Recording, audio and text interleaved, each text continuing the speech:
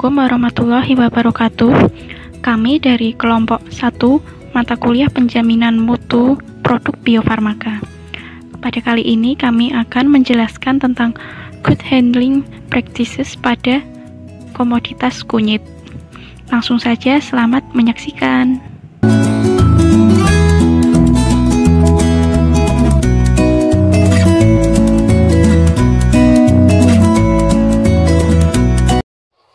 Assalamualaikum warahmatullahi wabarakatuh. Perkenalkan, nama saya Dewi Nova Prasasti. Di sini saya akan menjelaskan pada tahapan pertama pada proses kegiatan pasca panen, yaitu kegiatan sortasi. Sortasi dibedakan menjadi dua, yaitu sortasi kering dan sortasi basah. Sortasi kering yaitu pemisahan bahan yang telah dikeringkan dari benda asing yang ada di sekitarnya. Dan sortasi basah yaitu pemisahan rimpang kunyit dari beberapa atau bahan asing yang ada di sekitarnya. Jadi pada intinya yaitu sortasi adalah pemisahan bahan utama dari bahan asing yang ikut tercampur di dalamnya. Hal yang pertama saat melakukan sortasi yaitu penyiapan alat dan bahan. Untuk alatnya yaitu baskom, nampan, dan tambah.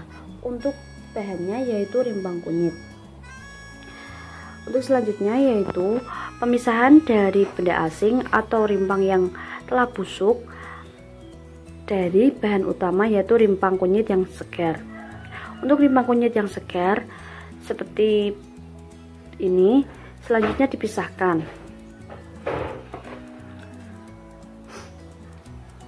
Untuk bahan asing seperti rimpang yang telah busuk seperti ini dipisahkan pada tempat yang berbeda.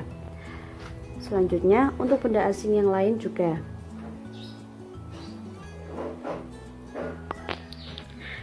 Berikut ini adalah hasil dari pemisahan benda asing dan bahan utama. Bahan asing ini berupa akar yang kering atau benda yang lain seperti ini kencur dan daun yang ikut tercampur pada rimpang temulawak yang segar. Ini juga rimpang yang telah busuk dan mengering. Untuk rimpang yang bagus, selanjutnya akan dilakukan proses pencucian.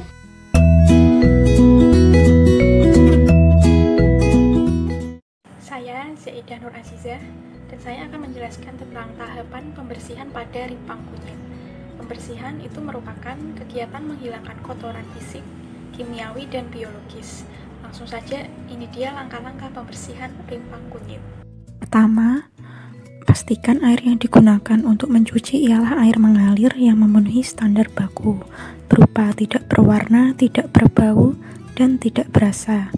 Pemakaian air sungai harus dihindari karena dikhawatirkan telah tercemar kotoran dan mengandung bakteri atau bibit penyakit. Kemudian kita siapkan rimpang kunyit dan ember untuk mencuci. Kemudian rimpang kunyit kita masukkan ke dalam ember. Lalu kita nyalakan air kerannya. Sambil dialiri air, kita basuh kunyit secara pelan-pelan. Pencucian rimpang kunyit dilakukan dengan sikat plastik secara hati-hati jika kotoran yang menempel sulit dihilangkan. Amati air bilasannya, dan jika masih terlihat kotor, lakukan pembilasan sekali atau 2 kali lagi. Hindarilah pencucian yang terlalu lama, agar senyawa aktif yang terkandung di dalamnya tidak larut dalam air. Setelah pencucian selesai, tiriskan kunyit dalam tray atau wadah yang berlubang-lubang, agar sisa air cucian yang tertinggal dapat dipisahkan. Setelah itu, rimpang kunyit yang sudah bersih ditempatkan dalam wadah plastik atau ember yang bersih. Perkenalkan, nama saya Wisnu Karunia Majid, nomor absen 34. Di sini saya akan melakukan grading. Tujuan dari grading adalah untuk mengelompokkan produk berdasarkan kelas mutu atau grade sesuai kriteria dari masing-masing komoditas. Kami melakukan grading berdasarkan kondisi fisik dari rimpang kunyit itu sendiri menjadi dua kelompok. Yang pertama grade A dan grade B. Grade A untuk kondisi rimpang yang utuh dan tidak cacat, seperti ini. Dan grade B untuk kondisi rimpang yang tidak utuh, cacat, namun masih dapat digunakan, seperti ini.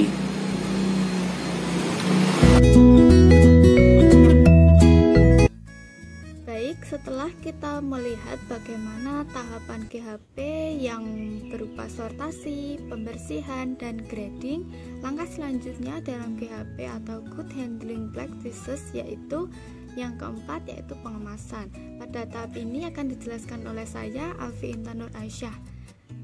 Sebelum kita melaksanakan praktikum, bagaimana cara pengemasan dalam GHP di komoditas kunyit, kita harus mengetahui apa sih arti dari pengemasan tersebut.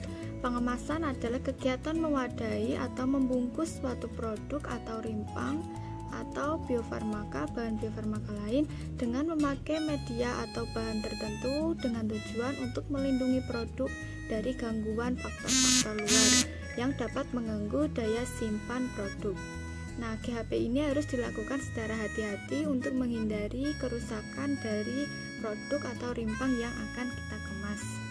Pengemasan ini dapat dilakukan dengan berbagai cara dan berbagai bahan. Bahan yang biasa digunakan sebagai bahan pengemas yaitu plastik, kertas karton, kayu, maupun bambu.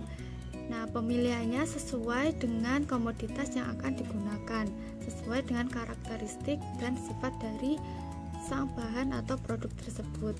Nah, pengemasan ini dapat dilakukan dengan mesin yang canggih ataupun dilakukan secara manual. Nah, pengemasan ini harus dapat menjaga dari produk tersebut agar sampai ke tangan konsumen dengan baik.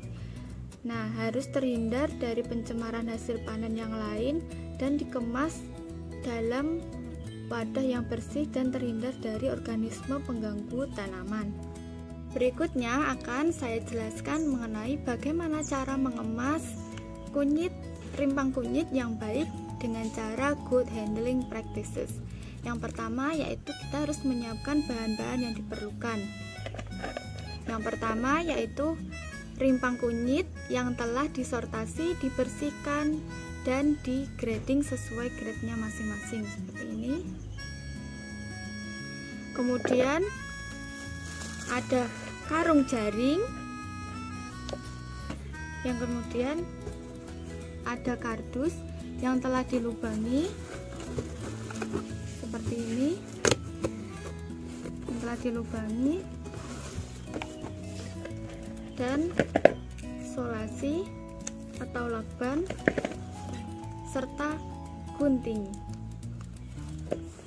Baik, setelah kita melaksanakan persiapan alat dan bahan yang akan kita gunakan dalam tahap pengemasan di Good Handling Practices komoditas kunyit ini, langkah selanjutnya yaitu kita akan memasukkan rimpang kunyit yang tadi yang telah tersortir, bersih, dan tergrade, kita masukkan ke dalam karung jaring ini. Kita masukkan.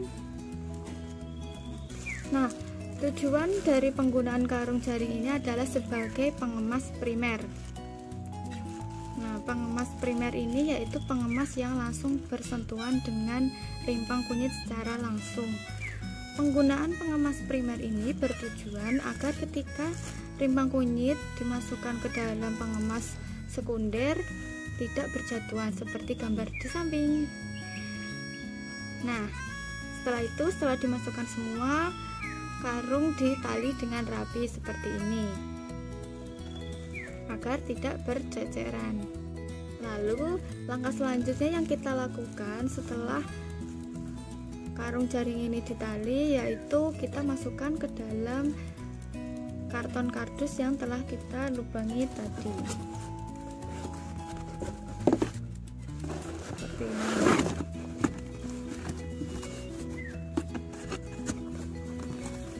Nah, karton kardus ini berfungsi sebagai pengemas sekunder di rimpang kunyit.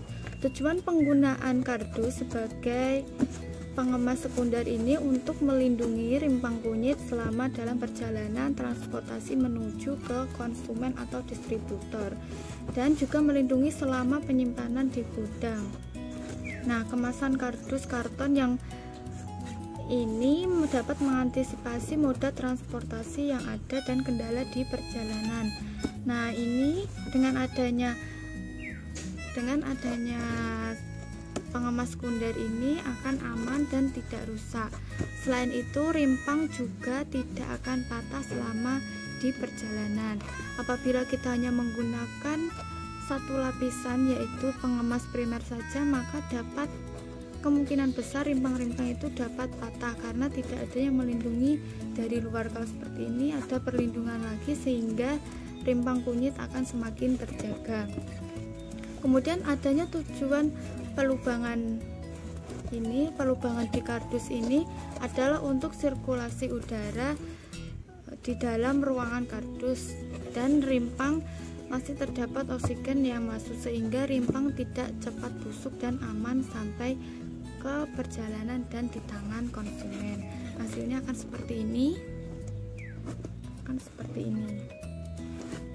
Nah, langkah selanjutnya setelah tadi kita memasukkan rimpang kunyit ke dalam karung dan ke dalam kardus karton, kita selanjutnya meratakan rimpang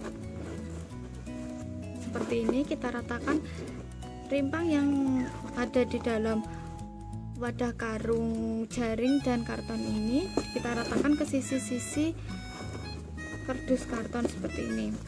Nah, fungsi dari perataan ini adalah untuk memaksimalkan ruang di dalam kardus sehingga kita dapat membawa semaksimal mungkin dan seefisien mungkin, seperti itu. Setelah rata seperti ini, langkah yang terakhir yaitu kita menutupnya dan mengisolasi atau melakbannya, menutupnya seperti ini. Nah,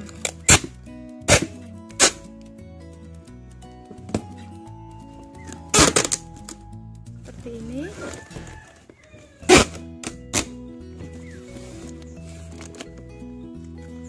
Dan kita gunting.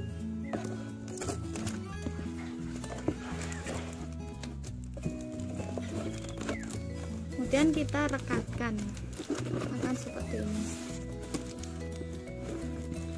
Nah, tujuan adanya perekatan dengan lakban atau isolasi ini adalah untuk memperkuat kemasan sehingga dapat selamat sampai tujuan ke distributor atau konsumen saat transportasi.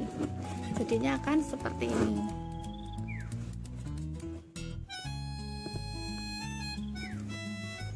Kemudian rimpang kunyit yang telah dikemas di dalam kemasan primer dan sekunder yang seperti ini sudah jadi di dalam kemasan sekunder. Yang selanjutnya, pengemas karton kardus ini dapat ditumpuk maksimal 7 tumpukan. Hal ini bertujuan agar tidak terlalu banyak tekanan yang menekan pengemas ini sehingga kunyit di dalamnya juga akan tetap aman dan terhindar dari kerusakan.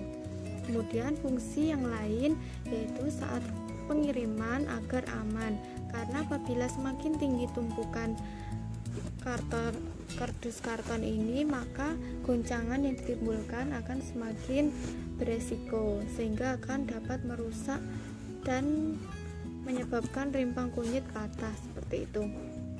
Sebenarnya pengemasan ini dapat dilakukan hingga pengemasan tersier, namun pengemasan tersier ini bersifat opsional sehingga dilaksanakan sesuai dengan kebutuhan dan seberapa jauh produk rimpang kunyit itu akan didistribusikan atau dikirimkan. Untuk praktikum kali ini hanya sampai kepada pengemasan sekunder karena tadi ya opsional seperti itu tersier. Nah, pengemasan tersier ini dapat dilakukan dengan menggunakan box kayu atau box bambu. Nah, tujuan ini untuk semakin memperkuat dan menjaga rimpang kunyit yang ada di dalam kemasan sehingga masih utuh dan tidak patah pada rimpangnya dan akan semakin baik sehingga nanti tetap terjaga dan tidak patah seperti ini, dan dapat dikirim ke luar kota atau ke luar negeri sekalipun seperti itu. Jadi kemasan tersier ini bersifat opsional sesuai kebutuhan. Nah, baik, yang selanjutnya yaitu tahapan GHP yang terakhir, yaitu tahapan pelabelan. Tahapan pelabelan ini akan dijelaskan oleh teman saya, yaitu Kak Cahyo.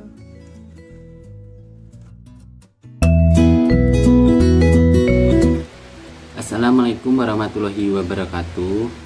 Perkenalkan, nama saya Nur Cahyono. Di sini saya akan menjelaskan tentang proses labeling atau pemberian label, yaitu berdasarkan Undang-Undang RI Nomor 7 Tahun 1996.